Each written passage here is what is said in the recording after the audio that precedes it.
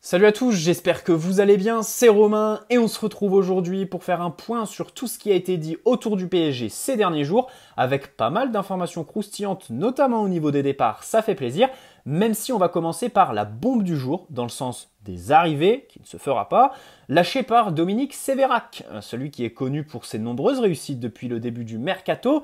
Zinedine Zidane, quand tout le monde l'annonçait au club, lui est allé au micro de RTL annoncer que c'était tout simplement une fake news orchestrée par l'entourage de Zizou pour envoyer un message à la FFF concernant le banc de l'équipe de France. La prolongation de Kylian Mbappé, c'est lui qui l'annonce en premier. Le dossier Milan Skriniar, l'exclusivité, c'est lui. En gros, on a compris que c'est un petit peu le porte-parole de Luis Campos au club, même s'il y a un accroc quand même à signaler, un échec sur Hugo Ekitike. Alors, il a fait son mea culpa dans l'article qu'il a balancé hier soir ou ce matin, parce qu'il y a 15 jours, il disait non, Ekitike ne viendra pas au club, Scamacca devrait arriver en juillet, et le joueur de Reims n'est pas dans les petits papiers du PSG, quoi. Aujourd'hui, il est revenu là-dessus, puisque, je cite Dominique Sévérac, Hugo Ekitike est aux portes de Paris selon lui. Donc voilà, une petite erreur à signaler, même si on signale aussi, soyons justes, qu'il a fait son mea culpa. Voilà, qu'il a dit avoir fait une erreur au début de son article, justement concernant Ekitike ce matin. Donc voilà, Dominique Sévérac. Le sujet d'aujourd'hui, c'est Cristiano Ronaldo. Évidemment, là, c'est pas trop une bombe, parce que même moi, j'aurais pu la sortir sans info, avec un petit peu de jugeote, tu te dis, ah ouais, là, Luis Campos est là, t'as Antero Henrique, c'est la fin de la République Mino Raiola qu'on a eu avec Leonardo. Là, évidemment, ça va être Jorge Mendes, bien sûr. Vitinha en témoigne, le cas Renato Sanchez aussi. On a des rumeurs de départ de nos joueurs vers Wolverhampton, là où évidemment le super agent Mendes est bien implanté. Et puis en plus de ses bonnes relations avec Luis Campos, on note qu'il est ami avec Nasser Al-Khelaifi. Donc il y a tout qui est réuni pour que voilà, il se fasse des coms de fou furieux et que évidemment, il place pas mal de ses joueurs au club. Donc vous l'avez compris, selon Dominique Sévérac, selon Dominique Sévérac, il a proposé ces derniers jours un de ses joueurs, son plus gros portefeuille, celui de Cristiano Ronaldo. Bien évidemment, le PSG qui a refusé en l'état à l'instant T parce que pas de place, tout simplement. Pas de place tactiquement. Messi, Neymar, Mbappé, plus Cristiano Ronaldo, ça peut émerveiller plus d'une personne. En plus, tu as le supplément associé Messi et Ronaldo pour l'histoire, pour le côté anecdotique. Soyons clairs, ce serait juste anecdotique. Voilà, en termes de statistiques, tactiques et tout ça, ça n'aurait vraiment aucun sens. Là, déjà que Christophe Galtier a une vraie patate chaude avec ces trois-là, Neymar, Messi, Mbappé dans son effectif, la question de l'équilibre de l'équipe, parce qu'à chaque fois, tu te retrouves à défendre en 7+3, et du coup, tu te dis, est-ce que la solution... Enfin, moi, je pense, en fait, que, évidemment, tu peux pas demander à Messi, Neymar d'avaler 10-12 km, parce que c'est pas le genre de joueur. En plus, ils sont vieux, ils ont plus le coffre, le volume de course pour faire ça. Et puis surtout, ce genre de joueur, ça nuit à leur performance en fait de devoir courir comme des dératés à chaque fois. Du coup, pour moi, il ne faut pas faire ce que Pochettino faisait, à savoir défendre. Enfin, dans les grands matchs en Ligue des Champions, on avait cette identité de défendre. Alors le facteur chance était absolument énorme, grotesque là-dedans, mais dans tous les cas, on a tapé City 2-0 chez nous en défendant les trois quarts du temps, avec de bons arrêts de Donnarumma, une équipe qui défendait en bloc, un Neymar bien investi, Messi aussi, et avec un réalisme incroyable devant. Problème, c'est que des joueurs comme Messi, Neymar, tu peux pas les faire jouer dans ce genre de système, sinon tu les envoies dans l'Atlético de Diego Simeone, et puis surtout, ils s'éclatent pas. Quand tu as Verratti au milieu de terrain, quand tu as des latéraux comme Hakimi, Nuno Mendes et Kylian Mbappé devant, tu défends pas comme ça. Donc pour moi, la solution, c'est évidemment de presser très très haut, mettre beaucoup de rythme pour que l'adversaire ait le moins possible le ballon. C'est évident qu'au PSG aujourd'hui, en plus, on recrute des joueurs au milieu qui ont du ballon, parce que jusque-là, c'était la seule excuse à pas faire de pressing. C'est vrai qu'au milieu, tu avais des joueurs vieillissants qui n'ont pas forcément le coffre et qui surtout n'ont pas les capacités techniques pour tenir le ballon. Parce que tu peux faire du pressing, mais le but du pressing, c'est de le récupérer pour le faire tourner dans la moitié de terrain adverse. C'est pas de faire du pressing tout le temps comme des dératés. Voilà, avec Danilo Pereira, c'est compliqué de tenir le ballon. Donc pour moi, vraiment, la solution, c'est de ne pas miser sur un 7+3 ou sur un bloc compact, mais vraiment mettre de l'intensité comme sous Laurent Blanc, tout simplement. Voilà. Et puis demander à Messi, Neymar de faire les courses de pressing. Les replis un peu moins, mais le pressing, vraiment leur demander beaucoup, parce que là, il y a un énorme enjeu. Vous l'avez compris, j'ai développé cette dimension, tout ça pour vous dire que si tu rajoutes Cristiano Ronaldo là-dedans, c'est un bordel sans nom. Symboliquement, tu as la question des coups francs, des pénaltys, des coups de pied arrêtés, évidemment les égos. Là, pareil, tu te tires une balle dans le pied. Nasser, qui a toujours voulu Cristiano Ronaldo, a dit justement dans Le Parisien, ça pareil, hein, Dominique Sévérac, c'est un journaliste Le Parisien qui a eu l'interview de Nasser Al-Khelaifi. Encore quelque chose qui est assez concordant pour faire de la bonne pub à Dominique Sévérac et son média. Mais dans tous les cas, Nasser a dit plus de bling-bling. Alors Cristiano Ronaldo, évidemment que c'est un grand travailleur, évidemment que c'est un des meilleurs joueurs de l'histoire, on a beaucoup de respect pour lui, c'est pas lui manquer de respect que de le refuser. D'abord parce qu'on est obligé en fait de le refuser. Tactiquement, on peut discuter. Il y aura les fanatiques Cristiano Ronaldo, évidemment, qui vont me tomber dessus et qui, dans les commentaires, vont dire il faut absolument foncer, il faut le faire, il faut l'associer à Messi. En plus, il fait des statistiques. C'est vrai qu'il y a des points positifs. Hein. C'est le joueur qui te ferait des statistiques. Évidemment que dans le vestiaire, sa mentalité, on en a besoin. Sur le terrain, c'est quelqu'un qui s'est un petit peu reconverti, un petit peu plus neuf, renard des surfaces et tout ça. Donc, c'est un profil que tu recherches aujourd'hui, voilà, dont tu as besoin. Mais d'abord, en fait, tu as une obligation qui est une histoire de gros sous. La masse salariale, je ne cesserai de le répéter, le futur fair play financier va s'orienter sur elle, en fait. Tu peux pas mettre les 30 millions de Cristiano Ronaldo au milieu de cette masse salariale sans la dégraisser. Maintenant, s'il y a départ de Messi ou Neymar, je reste campé sur mon idée. Hein. Alors, Neymar, pareil. Dominique Sévérac donc, a pris les paris qu'au 31 août, il ne sera plus là. On va voir ce que ça va donner. Mais depuis, Neymar, il semblerait bien revenu, hein, fait une bonne préparation, a beaucoup travaillé aussi chez lui. Et puis, il y a la déclat de Christophe Galtier lors de sa conférence de presse au Parc des Princes, où il dit « J'ai une idée très précise de ce que je veux faire de Neymar ». On a appris après dans la presse que cette idée très précise, c'est le mettre numéro 10 dans un 3-5-2, 3-4-3. Bonne idée au demeurant. Et bien sûr, le joueur, il a une Coupe du Monde à préparer, il n'a pas de prétendant. Voilà. On pouvait penser à Chelsea, mais du coup, Chelsea, il s'intéresse à Cristiano Ronaldo. Et encore, visiblement, Thomas Tuchel, il n'est pas trop chaud là-dessus, parce que, justement, il y a eu rachat, et vous connaissez les Américains, ils ont une mentalité qui fait que quand tu rachètes, tu as envie de faire un gros coup niveau marketing et business. Du coup, ils se sont orientés sur Ronaldo pour la vente de maillots. Et en plan B de Ronaldo, je pense qu'à un moment donné, dans l'été, on va voir Neymar associé à Chelsea. Même si là, ça me paraît compliqué pour Dominique Sévérac de tenir son pari de Neymar qui part avant le 31 août. Que Luis Campos l'apprécie peu et veuille s'en séparer, pas de problème. Je pense même qu'à Doha, on en a marre de lui. Mais le problème, c'est que voilà, il y a une Coupe du Monde. Du coup, de l'instabilité ou alors une destination exotique ne l'aiderait pas du tout dans ce sens-là. On sait très bien que c'est quelqu'un qui, par le biais de son père, ne va laisser aucun centime au club au niveau de son salaire. Et puis, il n'a pas de prétendant, c'est la réalité, tout simplement. Donc, Cristiano Ronaldo, c'est non. Le club, en l'état, a dit non. S'il y a départ de Messi ou Neymar, là, on pourra peut-être s'asseoir. Mais par contre, là où j'aimerais discuter, c'est sur Lewandowski, en fait. Parce que de l'autre côté, tu veux pas de Ronaldo, tu dis que tu n'as pas de place, et c'est une bonne raison.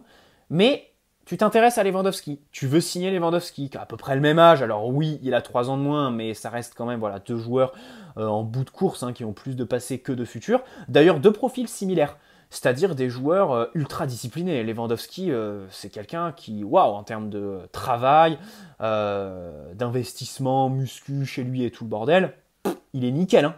C'est quelqu'un qui sera toujours fit, toujours prêt à être au plus haut niveau et qui va y rester longtemps comme Cristiano Ronaldo. De toute façon, il n'y a pas de secret. Je pense que c'est des joueurs qui battent la science, tout simplement, là-dessus. Et le problème, c'est que les deux ont 1 an de contrat à racheter. Lewandowski, ça parle de 60 à 70 millions à balancer au Bayern pour ça. Donc c'est de la folie totale. D'ailleurs, ça bloque avec le FC Barcelone, mais le PSG est en embuscade. Donc je comprends pas pourquoi tu t'intéresses à Lewandowski et tu refuses Cristiano Ronaldo. Cristiano Ronaldo se propose à toi. Lewandowski a le Barça en plan A, ne forcera pas son départ du Bayern. D'ailleurs, à la différence de Ronaldo, il n'a pas séché le retour à l'entraînement. Il était là aujourd'hui. Et il fait pas de toi ta priorité. Mais toi, tu continues à le suivre. Donc, à un moment donné, entre Lewandowski et Ronaldo, si il faut en faire un, en fait, si on veut faire Lewandowski, autant faire Ronaldo. Le salaire est peut-être un petit peu plus important que Lewandowski. Il est peut-être plus vieux, mais ça, je pense que dans tous les cas, les deux, tu dois signer un contrat de 1 an plus 1 en option. Il n'y a pas à discuter là-dessus. Et surtout, tu payes moins cher Ronaldo en termes d'indemnité, même si Manchester semble bien s'accrocher. Hein. Ten Hag a dit il n'est pas à vendre, je l'ai dans mes plans, j'ai hâte de bosser avec lui. Je pense que ce sera tout de même moins que Robert Lewandowski. Voilà, je pense que pour une quinzaine de millions d'euros, tu signes Cristiano Ronaldo. Bref, dans tous les cas, on a passé 10 minutes sur un joueur que le club a refusé. Mais tout ça pour dire, en fait, ce que je voulais dire, c'est que si tu t'intéresses à Lewandowski, autant prendre Cristiano Ronaldo. Ou alors aucun des deux, tout simplement, parce que ça ne s'inscrit pas trop dans la lignée de ce que tu veux faire. Tu as déjà trop de joueurs qui sont sur la pente descendante, avec les Ramos, les Keylor Navas, les Lionel Messi, Neymar, et puis surtout, bah voilà, tu as Verratti qui arrive à la trentaine, tu vas avoir un cycle qui est vraiment à réentamer.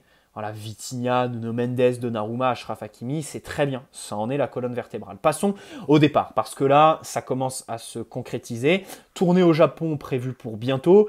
Du coup, la direction s'active pour boucler les recrues Skamaka, Skriniar et tout ça pour qu'ils décollent avec le groupe et que ce soit du coup officiel d'ici là. Et surtout, ils font une liste de ceux qu'ils ne veulent pas emmener avec eux au Japon parce que symboliquement, c'est un bon message. Et surtout parce que derrière, il va y avoir un loft. Comme je l'ai dit, le loft, je ne suis pas contre. Mais le problème, c'est que le mec, s'il ne joue pas les clubs pour qu'il s'y intéresse, ça va être compliqué. Et s'il s'y intéresse, c'est eux qui vont être en position de force. Et ils vont évidemment te négocier un prix absolument dérisoire. Là, ça parle d'Idrissa Gueye pour 5 millions d'euros à Galatasaray. Idrissa Gueye, donc selon l'équipe, c'était annoncé par des petits médias, hein, vraiment des petits médias sur les réseaux sociaux. C'est pour ça que je ne l'ai pas mis en vidéo parce que c'est des mecs qui n'ont pas fait leurs preuves, mais ça a été confirmé, hein, je crois, par Santi Aouna et puis ensuite par l'équipe. Donc Galatasaray fait de lui une priorité pour cet été. Lui, il est en fin de contrat en 2023. Donc évidemment qu'à partir de là, tu dois t'en séparer.